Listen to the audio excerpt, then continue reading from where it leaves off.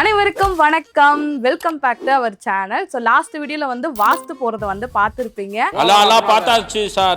So அன்னைக்கு வந்து எங்களோட கல்யாண நாளும் கூட. ஸோ அந்த வீடியோல வந்து எல்லாம் பார்த்து என்ஜாய் பண்ணிருப்பீங்க. இதுல வந்து என்ன அப்படின்னா, இன்னைக்கு வந்து போர் போட போறாங்க. ஸோ போர் வண்டிலாம் வந்து வந்திருக்கு. ஜேசிபி வந்து வெளியில கொஞ்சம் மண் இருக்கிறனால அதெல்லாம் வந்து தோண்டிட்டு இருக்காங்க. ஸோ அதனால தான் சுத்தி வந்து ஒரே சவுண்டா இருக்கு. ஸோ எப்படி போர் போடுறாங்க, எவ்வளவு அடியில வந்து தண்ணி வருது அப்படிங்கிறத பார்க்கலாம். ஸோ போர் போடுறதுக்கு முன்னாடி வீட்டுல வந்து சாமி கும்பிடணும்னு அத்தை சொல்லியிருந்தாங்க. ஸோ சாமி கும்பிட்றதுக்கு எல்லாம் ரெடி பண்ணிட்டு இருக்காங்க. வாங்க போய் பார்க்கலாம். சரி. ஸோ அத்தை வந்து சாமி கும்பிட்றதுக்கு ரெடி பண்ணிட்டு இருக்காங்க. இதுதான் எங்களோட பூஜா ரூம். ஆல்ரெடி நிறைய வீடியோல பார்த்துருப்பீங்க. ஏன்டா கண்டிப்பா போர் போடாம சாமி கும்பிடணுமா? ஒரு மன திருப்தி, நம்ம குல சாமியை கும்பிட்டுட்டு சீக்கிரமாகவே தண்ணி கிடைக்கணும். போர் போடுறது வந்து பூமிக்குள்ள இருக்கிறது நமக்கு தெரியாது. ஒவ்வொருத்தருக்கு போருக்கு சீக்கிரமாகவே தண்ணி கிடைக்கும், ஒவ்வொருத்தருக்கு தண்ணி கிடைக்காது. அப்படியெல்லாம் இருக்கக்கூடாது. போட்டோமா ஒரே சொல்லுது இல்லைன்னா கடவுள் நம்மளுக்கு நீரோட்டத்தை கொடுக்கணும் அப்படின்னு சொல்லி நினைச்சு சாமியை கும்பிட்டுக்கிறது தான். பூமிக்குள்ள இருந்து கிடைக்கிற தண்ணி இல்லையா, அது நம்ம குலதெய்வத்தை கும்பிட்டுட்டு போய் போடுவோம் அப்படின்ற ஒரு மன நம்பிக்கை. அதனால நாங்கள் இப்போ வந்து அத்தை விளக்கெல்லாம் ஏற்றிட்டாங்க. ஸோ சாமி கும்பிடுவோம். நீங்களும் எங்களுக்காக வந்து கும்பிட்டுக்கோங்க. ஸோ அங்கே வாட்டர் பாட்டில் வச்சிருக்கிறதுலாம் வந்து நீரோட்டம் பார்த்தப்ப அங்கே தான் வந்து தண்ணி கிடைக்கும் அப்படின்ற மாதிரி சொல்லியிருந்தாங்க. ஸோ இங்கே வந்து 2 ஊத்து இருக்குது, 2 சரத்து இருக்குது இந்த மாதிரி சொன்னாங்க. இங்கிட்ட இருந்தும் தண்ணி வருது, இங்கிட்ட இருந்தும் தண்ணி வருது. ஸோ அந்த இடத்துல போர் போடுங்க அப்படின்ற மாதிரி சொல்லியிருக்காங்க. ஸோ அந்த வாட்டர் பாட்டில் இருக்கிற இடத்துல தான் நம்ம வந்து இப்போ போர் போட போகிறோம். இங்கே வந்து கொஞ்சம் எம்சாண்டும் ஜல்லியும் வந்து இருந்தது. ஸோ அதை மட்டும் ஜேசிபி வச்சு கொஞ்சம் முன்னாடி தள்ளிட்டு இப்போ போர் வண்டி வந்து முன்னாடி கூடி வரதுக்கு இடம் இல்லை. ஸோ அதனால் ஏன்னா எங்கள் வீட்டு முன்னாடி வந்து ஃபுல்லாக நாங்கள் மரமாக வந்து வச்சுருக்கோமா, அந்த மரத்தெல்லாம் வந்து வெட்டணும் போர் வண்டி வரதா இருந்தா அப்படின்ற மாதிரி சொன்னாங்க. ஸோ அதனால பின்னாடி கூடி வந்துக்கலாம் அப்படின்னு சொல்லிட்டு இப்போ போர் வண்டி வந்து பின்னாடி இருந்து வரப்போகுது. ஸோ அந்த இடம் வந்து ஃபாரஸ்ட் ஏரியா ஃபுல்லாக வந்து குட்டி கரடு மாதிரி இருக்கும். இங்கிட்டு வந்து நம்ம இடம். ஸோ இதில் தான் வந்து கட்ட போகிறோம்.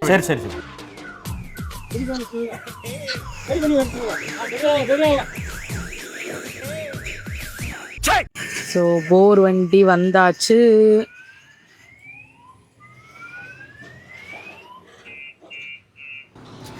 என்ன போர் போடும் போது பாப்பா ஸ்கூலுக்கு போயிருக்கா, வந்தோன்னே வந்து பயப்படுவா. ஏன்னா அங்கே லாஸ்ட் டைம் சின்ன மாமா வீட்டில் போர் போடும் போதே ரொம்ப வந்து பயந்துட்டே இருந்தா. இந்த சவுண்டு அந்த இதுக்கு வெடி வெடிச்சாவே ரொம்ப அழுவா, பயப்படுவா. இன்னைக்கு என்ன பண்ண போறான்னு தெரியல. ஸோ இன்ஜினியர் சார் வந்து அவரோட வேலையை பார்த்துக்கிட்டு இருக்காரு. வேற வழி, நம்மளுக்கு வீடு கட்டலாம், நம்ம ஏதாவது ஒரு வேலை செய்யணும்ல, அப்பதானே அது நல்லா இருக்கும். நான் பாருங்க கட்டடம் கட்டும் போது தான் சித்தாள் வேலை பண்ண போறேன். முடியல.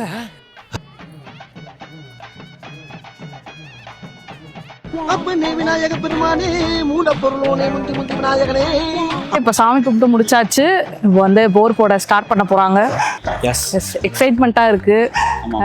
தண்ணி எவ்வளவு சீக்கிரம் வரப்போகுது, எவ்வளவு அடி ஆழத்துல வரப்போகுதுன்னு சொல்லிட்டு பாக்குறதுக்கு ரொம்ப எக்ஸைட்மெண்ட்டா இருக்கு.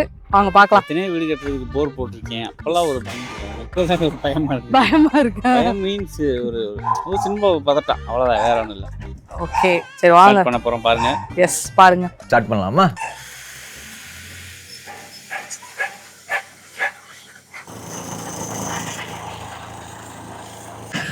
போர் போட்டுட்டே இருக்கும் போது என்ன ஆயிடுச்சுன்னா, போர் வந்து அப்படி அகலமா போயிட்டே இருக்கு அப்படின்னு சொல்லிட்டு 3 பைப் வரைக்கும் உள்ள இறக்கிட்டாங்க. கிட்டத்தட்ட 60 வரைக்கும் இறக்கிட்டாங்க. அதனால அகலமா போயிட்டே இருக்குன்னு சொல்லி ஒரு பிவிசி பைப்பை இறக்கி அது இப்போ மறுபடியும் போட்டதை வெளியே எடுத்துட்டு மறுபடியும் வந்து போட்டுட்டு இருக்காங்க. ஸோ ஒரு மாதிரி பயமா டென்ஷனா இருக்கு, எத்தனை அடியில வந்து தண்ணி வரப்போகுது அப்படின்னு சொல்லிட்டு. ஓகே எல்லாரும் 1 by 1 வந்து சாப்பிட்டுட்டு இருந்தோம். ஸோ இன்னைக்கு நான் வந்து சாப்பிட வந்தாச்சு. மேடம் ஸ்கூல்ல இருந்து வந்துட்டாங்க. பார்த்தா ஸ்கூல்ல வந்து வாமிட் பண்ணிருப்பாங்க போல, லைட்டா வந்து சுடுது. ஸோ சுடுதண்ணி வச்சு நல்லா ஒத்தரம் கொடுத்துட்டு கையில எல்லாம் தேய்ச்சி விட்டு படுக்க வச்சிருக்கோம். ஸோ அவங்க அப்பா வந்து நான் பாத்துக்கிறேன், நீ வெளியில போய் பாரு அப்படின்னு சொன்னாரு. ஏன்னா நான் இது வரைக்கும் போர் போட்டதை பக்கத்துல இருந்து பார்த்ததே கிடையாது. ஸோ ஹாஸ்பிட்டல் போய் வந்து பார்க்கலாம். அத்தா மாமா வந்து வெளியில உட்காந்து பார்த்துட்டு இருக்காங்க. ஒரே தூசியா வருது, அதுக்காக தான் மாஸ்க். ஸோ இன்னைக்கு எங்க வீட்டுல வந்து என்னென்னலாம் வந்து குக் பண்ணோம் அப்படிங்கறத வந்து காட்டுறேன். ஸோ காலையிலக்கு ராகி சேமியா, சவுண்டு கொஞ்சம் அதிகமாக இருக்கும், அட்ஜஸ்ட் பண்ணிக்கோங்க. சார் ராகி சேமியா, அதுக்கப்புறம் சாதம், கொண்டக்கடலை, நெக்ஸ்ட்டு அரைக்கீரை கூட்டு, அதாவது பெசரி சாப்பிட்ற மாதிரி. இது வந்து கோவக்காய் காலி ஆயிடுச்சு. இதுதான் எங்கள் வீட்டில் இன்னைக்கு மெனு.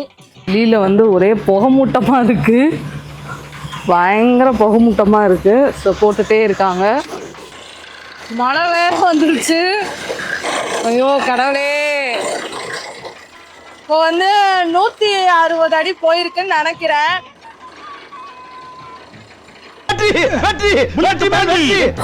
தண்ணி வந்து வந்துருச்சு. ஸோ கிட்டத்தட்ட 360 கிட்ட தான் தண்ணி வந்து வந்துச்சு. இப்போ வந்து பைப்பை இறக்கிட்டு இருக்காங்க. 72 அடி வரைக்கும் பைப்பை இறக்கிட்டு இருக்காங்க. இப்போ இந்த போருமே வந்து போடுறதுக்கு கிட்டத்தட்ட வந்து 750 ஆயிடுச்சு.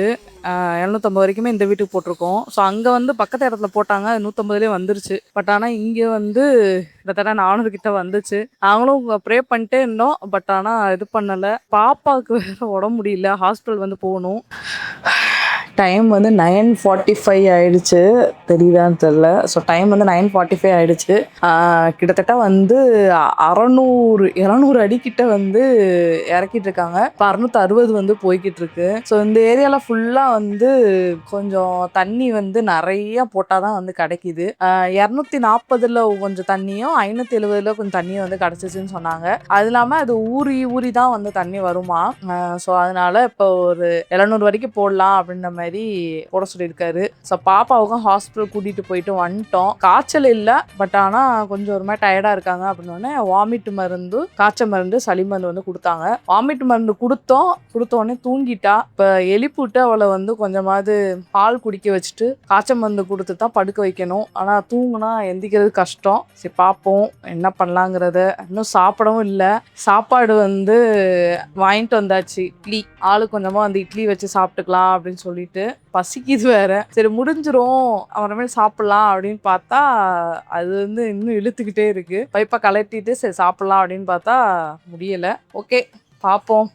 இட்லி இருக்கு, சாம்பார், சட்னி எல்லாம் இருக்கு. சாப்பிடுவோம். சாப்பிட போறேன். மணி வந்து 10 ஆயிடுச்சு. தூக்கமா வர வருது. ஆனா இன்னும் வந்து போர் போட்டு முடிக்கல. அவருக்காக வெயிட் பண்ணிட்டே இருந்தேன். சரி வருவாரு சேர்ந்து சாப்பிடலான்ட்டு. பட் அவர் வர மாதிரி தெரில, வெளில தான் உட்காந்துருக்காரு. சரி அவர் வரட்டும் நம்ம சாப்பிட்ருவோம் அப்படின்னு சாப்பிட்டுட்டு இருக்கேன். எப்பயும் கடையில் இட்லி வாங்கணும் அப்படின்னா அத்தை அவ்வளோ ப்ரிஃபர் பண்ண மாட்டாங்க. மேக்ஸிமம் ஹோம் ஃபுட்டு தான் நாங்கள் சாப்பிடுவோம். கடையில் வேணான்றுவாங்க. எனக்காக ஒரு நாள் சோம்பேறித்தனமா இருக்குது, கடலை வாங்கி சாப்பிடலாம் அப்படின்னாலும் அக்செப்ட் பண்ணிக்க மாட்டாங்க. நான் செய்கிறேன் அப்படின்னு செய்வாங்களா. ஸோ அவங்க செய்யும் போது நம்ம சும்மா இருக்க முடியாது. நம்மளுக்கு வந்து கில்ட் ஆயிரும், ஐயோ நம்ம சும்மா இருக்கோமே அப்படின்னு சொல்லிட்டு. ஸோ இந்த இட்லி வந்து நல்லா இருக்கு, சாப்பிட்டு பாரு, நான் சாப்பிட்டேன் அப்படின்னாங்க. ஸோ நல்லா தான் இருக்கு. வீட்டில் செஞ்சுருப்பாங்க போல. இப்போ எனக்கு தெரிஞ்சு முடிய 12 மணி ஆயிரும். பாப்பாவுக்கும் வேற உடம்பு இல்லை. நாளைக்கு வந்து லீவு தான், அவள் ரெஸ்ட் எடுக்கட்டும் அப்படின்ட்டாச்சு. இப்போதான் தூங்குறா. அவளை பாப்பா லீவ் போடுறதுனால காலைல கொஞ்சம் லேட்டாக கூட எழுந்திரிச்சிக்கலாம். தூங்கிட்டு காலைல லேட்டாக கொஞ்சம் எழுந்திரிச்சு வேலையை பார்த்துக்கலாம் அப்படின்னு யோசிச்சுட்டு இருக்கேன். பார்க்கலாம். இறக்குற பைப்பெல்லாம் வந்து இறக்கிட்டாங்க. இப்போ வந்து பிரேக் விட்டுருக்காங்க. ஸோ இதுக்கப்புறம் வந்து பைப்பை ஃபுல்லாக வந்து கலட்டுறது தான். எத்தனை அடி போட்டிருக்காங்க? 660 அடி வரைக்கும் போட்டிருக்காங்க.